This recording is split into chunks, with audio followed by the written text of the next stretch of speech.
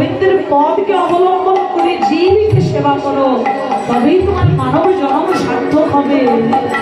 সেদিন প্রাণ পাখি পালালে দেহ আর দেবে না সারা। রাতে মরলে সকাল হবে, বলবে বাঁশি মোরা। প্রাণ পাখি পালালে দেহ আর দেবে না সোনা। রাতে মরলে সকাল হলে বলবে বাঁশি মোরা। তখন আপন স্বজন বলবে সবাই, আপন স্বজন বলবে সবাই, আপন স্বজন বলবে সবাই। আপন শুধু বলবে শোনো। ও মরার ছোটে না, এ দেহ পচা দেহ গৌরব কিসের। হরি হরি বল, হরি বল।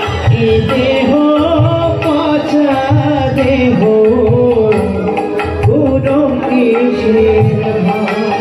কত ওরে মাটির দেহ মাটি হবে, পরে হবে ছাই। এ দেহ পচা দেহ গৌরব কিসের। ওরে এ দেহ গৌরব কিসের। এ দেহ পচা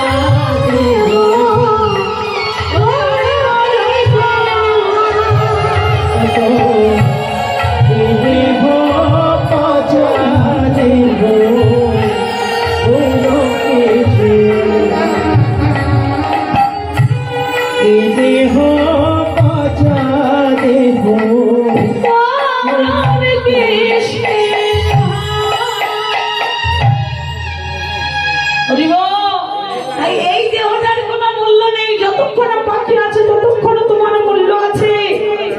এই যে দেহটা এত সুন্দর সোনার দেহ, যেদিন দেহ ছেড়ে প্রাণী পাখিটা উড়ে চলে যাবে, যাবে কোন দিক দিয়ে? এই যে দেহের মধ্যে নষ্ট করো না, চক্ষু কর্ম নাসিকা পাদ বায়ু উপস্থ, এই যে ইন্দ্রিয়গুলি রিপুগুলি, এই রিপু ইন্দ্রিয় কি শেষ আশ্রয় হবে?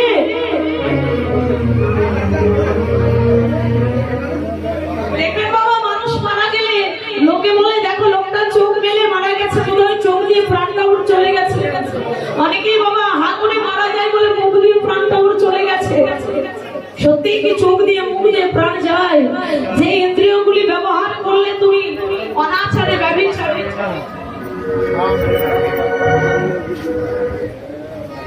যেই রিপু ইন্দ্রিয়গুলি তুমি ব্যবহার করলে অকাজে কুকাজে ভালো কাজে সৎ কাজে ব্যয় করলে না, তাহলে তোমার এই ইন্দ্রিয়গুলি কি করে গোবিন্দের সেবায় লাগবে? পরমাত্মার সূক্ষ্ম বস্তু স্বয়ং ভগবান, তিনি যেদিন যায় সেদিন আমাদের ব্যবহৃত ইন্দ্রিয়গুলি কোনোদিন ভগবান ব্যবহার করে না বাবা। সেদিন যাই কোন দিক দিয়ে দেখবেন, ছোটবেলায় যখন ছোট্ট শিশু জন্ম নেয় তার ব্রহ্মরন্ধ্র এই যে মাথার তালুটা টিপ টিপ টিপ টিপ করে নড়ে।